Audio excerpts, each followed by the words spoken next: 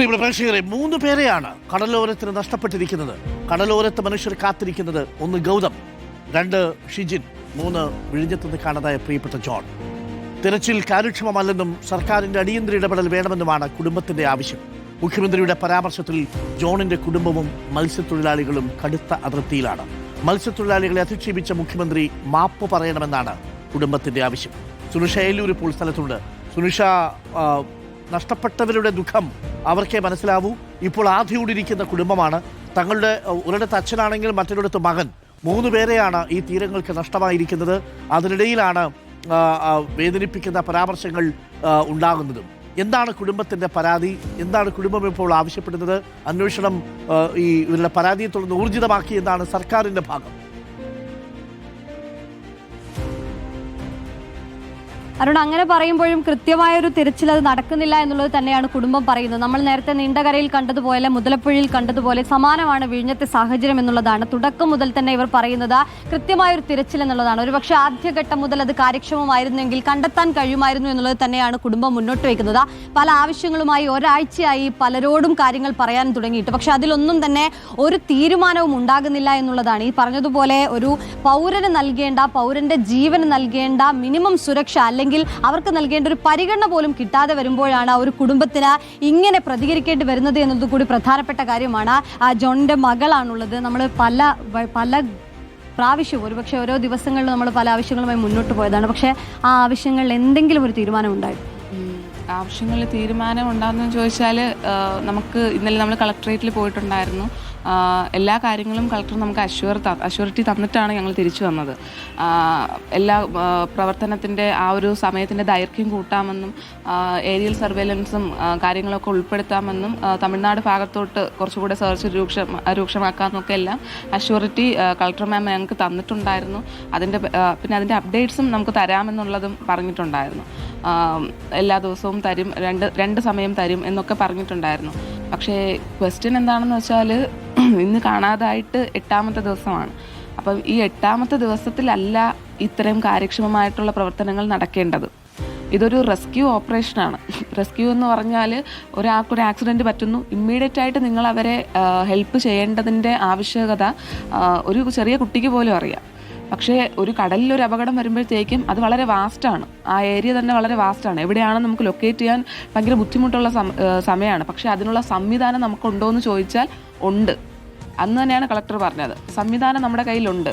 Navy ഉണ്ട്, അല്ലെങ്കിൽ അതിനുള്ള പല റഡാറുകളും ഇലക്ട്രോണിക് ഡിവൈസുകളും എല്ലാ കാര്യങ്ങളും നമ്മുടെ കയ്യിലുണ്ട്. പക്ഷേ അത് യൂസ് ചെയ്യാനുള്ള ഫണ്ട് നമ്മുടെ കയ്യിലില്ലെന്നാണ് കളക്ടർ മാഡം ഞങ്ങളോട് ഡയറക്റ്റായിട്ട് പറഞ്ഞത്. പക്ഷെ അതൊരു വാസ്തവമാണ്. അത് ഞങ്ങൾക്ക് അതിനെ നിഷേധിക്കാനോ അല്ലെങ്കിൽ അത് അങ്ങനെ പറഞ്ഞതിൻ്റെ പേരിൽ ഇവർ ഇറസ്പോൺസിബിൾ ആണെന്ന് പറയാനോ പറ്റില്ല. അത് വാസ്തവമാണ്. പക്ഷേ ഇതിനൊക്കെ ഈ പ്രോപ്പറായിട്ടുള്ള ഫണ്ടുകൾ കൊടുക്കേണ്ടതും ഒരു ജീവൻ രക്ഷിക്കേണ്ടതിൻ്റെ പ്രാധാന്യം മനസ്സിലാക്കേണ്ടതും ആരാണ് എന്നുള്ള ക്വസ്റ്റ്യനും ഞങ്ങൾക്കിവിടെ ഉണ്ട്. ഇത് ഇന്നത്തോടെ അല്ലെങ്കിൽ ഈ പ്രാവശ്യത്തോടെ ഈ ഒരു കലാമിറ്റി നമുക്ക് ഇതിവിടെ നിന്നോട്ടെ. ഇതുവരെ ഉള്ളവരുടെ ജീവൻ, ഒരമ്മ ഷിജിന് വേണ്ടിയിട്ട് ഇന്ന് അവിടെ കരഞ്ഞുകൊണ്ടിരിക്കുകയാണ്. അത് കാണുമ്പോഴത്തേക്കും അത് നമുക്കൊരുപാട് റിലേറ്റ് ചെയ്യാനായിട്ട് പറ്റുന്നുണ്ട്. ഓരോ അമ്മമാരും ഇതുപോലെ വിഷമിച്ചിട്ടാണ് ഇരിക്കുന്നത്. കടലിൽ പോകുമ്പോഴത്തേക്കും അവരുടെ വയറിൽ തീയാണ്. അവർ എപ്പോൾ വരും, അല്ലെങ്കിൽ അവർക്ക് എന്തെങ്കിലും പറ്റുമോ എന്നുള്ളത്. ഏറ്റവും റിസ്കിയർ ആയിട്ടുള്ള ഒരു ജോലിയുടെ അണ്ടറിലാണ് അവർ ആ ജോലിയാണ് ചെയ്യുന്നത്. ചുമ്മാ AC-ലിരുന്നോ അല്ലെങ്കിൽ കാറിലിരുന്നോ ഓഫീസ് റൂമിലിരുന്നോ അല്ല അവർ പണി ചെയ്യുന്നത്.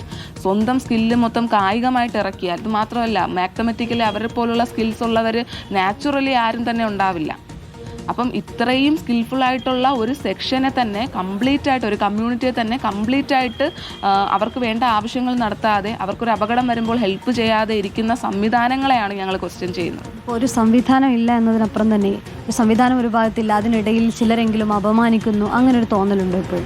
ചിലരെങ്കിലും അപമാനിക്കുന്നു അല്ല, നമ്മൾ തന്നെ കണ്ടതാണ്. ഫിഷറീസ് വകുപ്പ് മന്ത്രി ഇതുവരെ ഇവിടെ എത്തി നോക്കിയിട്ടില്ല.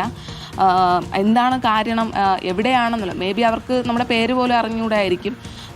അതൊക്കെയാണ് മന്ത്രിസ്ഥാനത്തിരിക്കുന്നവരുടെ റെസ്പോൺസിബിലിറ്റിയെ നമ്മൾ ചൂണ്ടിക്കാണിക്കാനുള്ള കാരണം.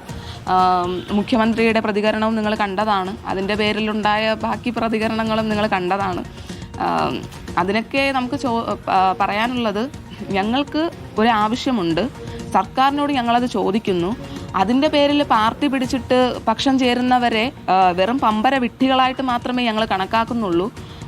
ഞങ്ങൾ വീണ്ടും ചോദ്യം ചോദിക്കും. ഞങ്ങൾക്ക് വേണ്ട ഉത്തരം കിട്ടുന്നത് വരെ ഞങ്ങളത് ചോദിക്കാൻ തന്നെ ചെയ്യും. അതിന് വേണ്ടിയിട്ടുള്ള മറുപടി ഞങ്ങൾക്ക് തരേണ്ടത് സർക്കാരിൻ്റെ കടമയാണ്. അതിനാണ് ഓരോ വോട്ടും തന്ന് നിങ്ങൾ അവിടെ പിടിച്ചിരുത്തിയിരിക്കുന്നത്. എല്ലാ സൗകര്യങ്ങളും തന്ന് നിങ്ങൾ അവിടെ ഇരുത്തിയിരിക്കുന്നത്. നിങ്ങളവിടെ വെറുതെ AC കൊണ്ടിരിക്കാൻ വേണ്ടിയല്ല നിങ്ങളവിടെ ഇരുത്തിയിരിക്കുന്നത്, ഇറങ്ങി പ്രവർത്തിക്കാൻ വേണ്ടിയാണ്. അതാണ് അരുൺ, കൃത്യമാണ്, ഉത്തരം കൃത്യമാണ്. ഈ പറഞ്ഞതുപോലെ ഇവർ ഉന്നയിക്കുന്ന ആവശ്യങ്ങൾക്ക് അതിൽ മറുപടി നൽകാൻ സർക്കാർ സംവിധാനങ്ങൾ തയ്യാറാകണമെന്നുള്ളത് തന്നെയാണ്. ഇപ്പോഴും ഫിഷറീസ് മന്ത്രി ഇവിടേക്ക് എത്തിയിട്ടില്ല എന്നുള്ളത് ഒരു പ്രധാനപ്പെട്ട കാര്യം. അല്ലെങ്കിൽ ഈ വിഷയത്തിൽ പ്രതികരിക്കാൻ പോലും തയ്യാറായിട്ടില്ല എന്നുള്ളതാണ്. കഴിഞ്ഞ ദിവസം മുഖ്യമന്ത്രിയും ആരോഗ്യമന്ത്രി കെ മുരളീധരനും അടക്കം പറഞ്ഞ സ്റ്റേറ്റ്മെന്റുകൾ കൂടി നമ്മൾ കേട്ടതാണ്. ഇത്തരത്തിൽ അപമാനിക്കുന്ന തരത്തിലുള്ള പ്രതികരണങ്ങൾ ഒഴിവാക്കുക, ഒപ്പം തന്നെ ഇവർ ഉന്നയിക്കുന്ന ആവശ്യങ്ങൾ അത് ശ്രദ്ധാപൂർവ്വം കേൾക്കാനുള്ള മിനിമം മര്യാദയെങ്കിലും കാണിക്കുക എന്നുള്ളതാണ് കുടുംബം പറയുന്നത്. സ്വാഭാവികമായും കഴിഞ്ഞ ദിവസം മുഖ്യമന്ത്രി പറഞ്ഞ കാര്യത്തിന് പ്രതികരണം നൽകിയതിന്റെ പേരിൽ മാത്രം സൈബർ ആക്രമണം നേരിടുകയാണ് ഈ പെൺകുട്ടി എന്നുള്ളതാണ്. സ്വാഭാവികമായും അച്ഛനെ കാണാത്തതിന്റെ വേദന അല്ലെങ്കിൽ ആ കാര്യങ്ങൾ ചൂണ്ടിക്കാണിക്കുമ്പോഴാണ് ഇത്തരത്തിൽ പല ഹാൻഡിലുകളിൽ നിന്നും സൈബർ ആക്രമണം അടക്കം ഉണ്ടാകുന്നത് എന്നുള്ളതാണ്. അതുകൊണ്ട് തന്നെ സർക്കാർ കൃത്യമായി ഇതിൽ ഇടപെടേണ്ടതുണ്ട് എന്നുള്ളതാണ് ഏറ്റവും പ്രധാനപ്പെട്ട കാര്യം. മിനിമം ഫിഷറീസ് മന്ത്രിയെങ്കിലും ഈ ഭാഗത്തേക്ക് വരാനുള്ള ഒരു കാര്യമെങ്കിലും ചെയ്യേണ്ടതുണ്ട് എന്നുള്ളതാണ് അരുൺ. അത് തന്നെയാണ് കുടുംബത്തിനും പറയാനുള്ളത്. ഒപ്പം ഇവർ ഉന്നയിക്കുന്ന പല ആവശ്യങ്ങൾക്കും അതിലൊരു പരിഹാരം കൂടി ഉണ്ടാക്കേണ്ടതുണ്ട് എന്നുള്ളതാണ്. ജോൺ ആയാലും ഷിജിൻ ആയാലും